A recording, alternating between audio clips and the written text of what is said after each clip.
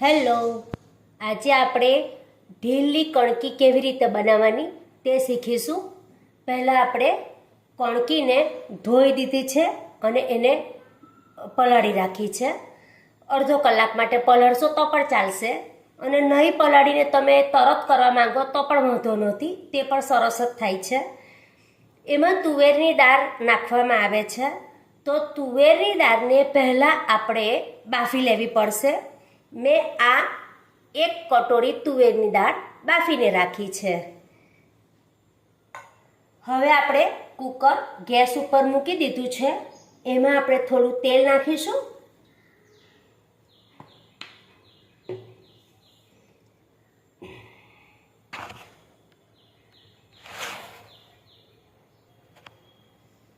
તેલ આપણું આવી ગયું છે, તો આપણે એમાં વઘાર કરીશું.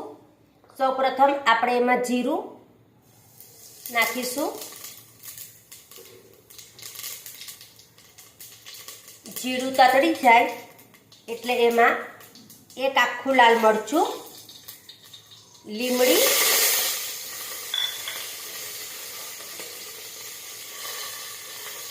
છીણેલું આદું. આ કણકીમાં આદું વધારે હોય છે એટલે છીણેલું આદું અને લસણની પેસ્ટ નાખું છું. એને સાંતળી લેશું.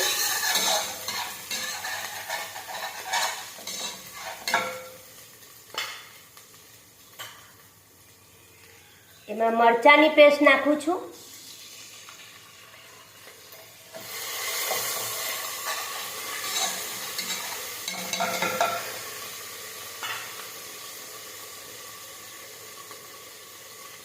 હવે ચપટી હિંગ, હળદર નાખી દેશું અને એમાં જે તુવેરની દાળ પલાળીને બાફીને રાખી છે તો તે આપણે ઉમેરી દઈશું.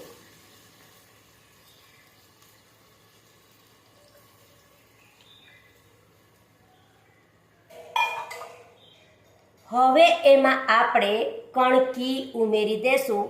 આ કટોરી મેં 1.5 વાડકી લીધી છે, જેને મેં ધોઈને નિતારી લીધી છે.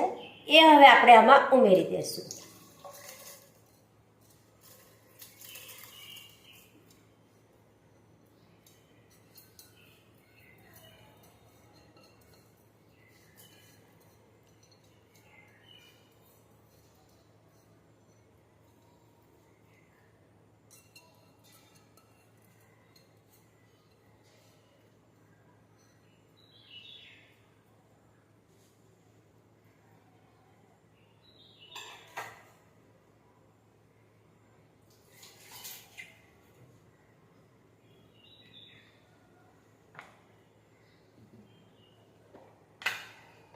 એમાં આપણે 2 ફૂલ ચમચી સોલ્ટ નાખીશું.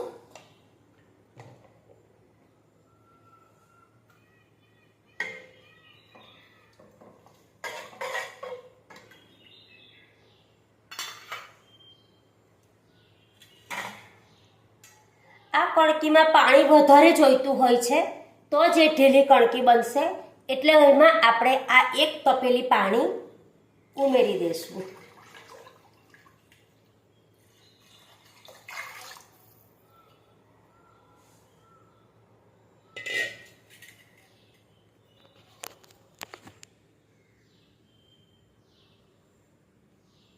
તમે જોઈ શકો છો પાણી કેટલું છે.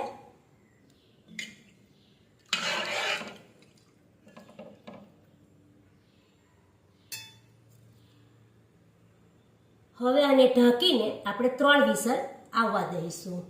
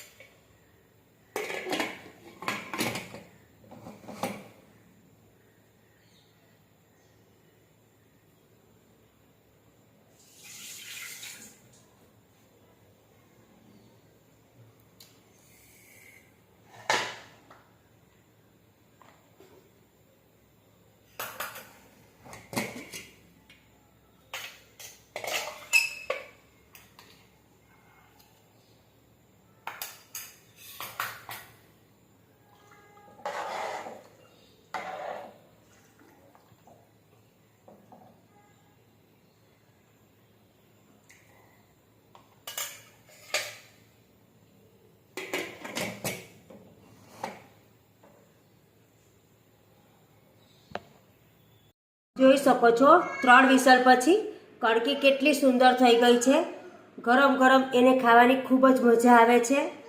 એમાં થોડું ઘી ઉમેરી આપણે એ કણકીની મજા લઈશું. Okay friends, thanks.